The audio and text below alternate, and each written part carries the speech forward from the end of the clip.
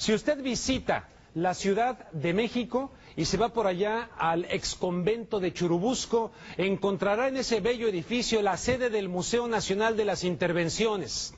Bueno, pues va a encontrar ahí información sobre las invasiones españolas, francesas, pero la invasión estadounidense a México en 1846, la de 1914, la de 1916, esta última decían para castigar a los bandoleros mexicanos que ponían en peligro la seguridad de la frontera. Pues el argumento es el mismo, ahora no son los bandoleros, el nuevo argumento es el narcotráfico y el crimen organizado. Espero que recuerden cuando he planteado aquí en contexto la pregunta, ¿a quién le beneficia un escenario de caos en México si tomamos en cuenta aquella de que a río revuelto ganancia de pescadores? Gabriel Huerta en contexto. Recientemente en Alabama se reportó el asesinato de 5 hombres que además fueron brutalmente torturados. Poco después en Phoenix, Arizona, se registró el homicidio de un hombre ultimado por varios sujetos que se hicieron pasar por policías. Homicidios que, según las autoridades, se suman a una serie de crímenes en toda la Unión Americana que tienen como característica común el haber sido ordenados por los cárteles mexicanos del narcotráfico, grupos que, según el Departamento de Justicia, representan la más grande amenaza para este país. We're seeing drug cartels with their potential for extreme violence, just like in Mexico, throughout the United States. So this is a problem not just in Mexico, this is our problem. Estos crímenes, sumados a la incontenible ola de violencia que se vive en México, es precisamente el escenario al que hace referencia un informe del Departamento de Defensa de Estados Unidos que considera a México, junto con Pakistán, los dos países susceptibles de presentar conflictos súbitos que hagan necesaria la intervención de las tropas estadounidenses. El informe elaborado por el Comando Conjunto de las Fuerzas de Estados Unidos prevé que ante una situación de caos provocada por el narcotráfico y el crimen, Estados Unidos estaría obligado a dar una respuesta por las implicaciones a su seguridad interna. Porque era una frontera física de más de 3.000 kilómetros y esto hace pues muy fácil que esta violencia pueda transmitirse a Estados Unidos.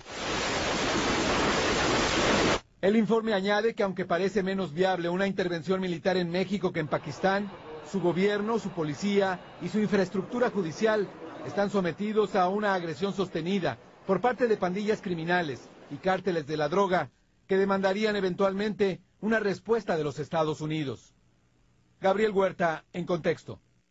Caramba, yo no sé si Jorge Chabad aquí en este reportaje de Gabriel está justificando. Evidentemente que esa violencia es real, ahí está, la estamos viendo todos los días, pero ¿está Jorge Chabad justificando una hipotética y posible invasión de fuerzas norteamericanas a la frontera? Pues yo no sé si lo justifique también Carlos Rajo, se lo voy a preguntar, mi querido Carlos Rajo. Buenas noches, espero que no. ¿Qué tal, Rubén? Buenas noches. Quisiera dar el beneficio de la duda al señor Chabad. Pues, Rubén, una cosa es cierta, y creo que todos lo sabemos, Rubén, obviamente no se puede negar que hay violencia en México y que hay temor en Estados Unidos de que la violencia pase a El Paso y a otras ciudades de Estados Unidos. Pero una cosa es que tengas temor y que de alguna manera enfrentes esa violencia con recursos policíacos, y otra cosa es que esté diciendo que si esa violencia pasa, vas a intervenir a México. O sea, son dos cosas totalmente distintas. Ahora, intervención, invasión, es una palabra sumamente fuerte si vemos el contexto histórico. Estaba yo citando al inicio de este reportaje un museo que tú debes conocer, el de las intervenciones allá en Churubusco, en México, donde han sido terriblemente dolorosas. Y uno de los argumentos en la del 16 era para controlar a los bandoleros mexicanos de aquel contexto, que no eran narcotraficantes, sino que estaban en pugnas revolucionarias, y que no pusieran en peligro la seguridad de la frontera. El mismo argumento. Claro, Rubén, y el problema es que en este caso no solo se pierde de vista o se ignora esa historia que tú estás mencionando, esa dramática historia entre México y Estados Unidos, particularmente una historia de intervenciones, pero además se está torciendo el equivalente, la analogía entre Pakistán y México. Son dos sociedades totalmente diferentes. En primer lugar, en Pakistán sí vale la analogía de que hay una amenaza terrorista potencial contra Estados Unidos, además es un estado con armas nucleares que obviamente en algún momento pues, esas armas nucleares podrían caer en manos de los terroristas, lo cual es un escenario que no existe de ninguna manera en México. No hay un solo terrorista que yo sepa que esté amenazando desde México a Estados Unidos.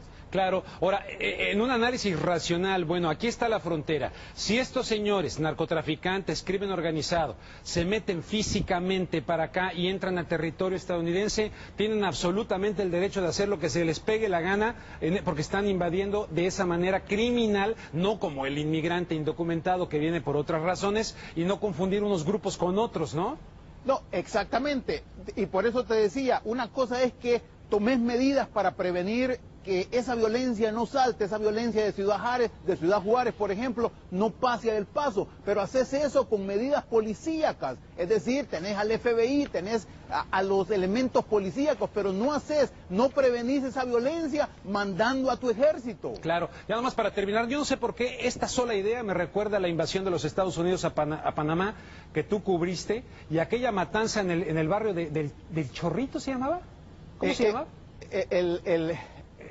Ay, se me borra el nombre, a ver si ahorita alguien era el Chorrito, ¿no? El Chorrillo. El Chorrillo, que fue una matanza brutal, todo para ir a pescar al cara de piña que estaba en la nómina de la CIA, además. El señor Manuel Noriega. Rubén, no sé por qué me viene a la mente eso.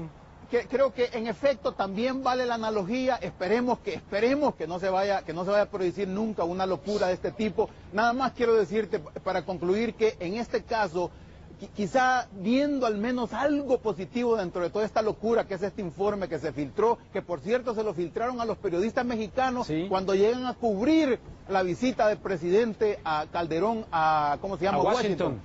Una cosa nada más, Rubén, es que de alguna manera va a venir a sembrar la realidad en México y hacerle ver al mismo gobierno de que en efecto hay una crisis y que en efecto tiene que tomar el toro por los cuernos y hacer algo. Claro que sí. Carlos Rajo, pues muchísimas gracias. Gracias. Muy buenas noches. Un tema sumamente importante del cual vamos a estar muy pendientes, a ver si surgen nuevos niños héroes que se tiren allá del castillo de Chapultepec con la bandera, precisamente en el contexto de una invasión que llegó hasta la capital mexicana.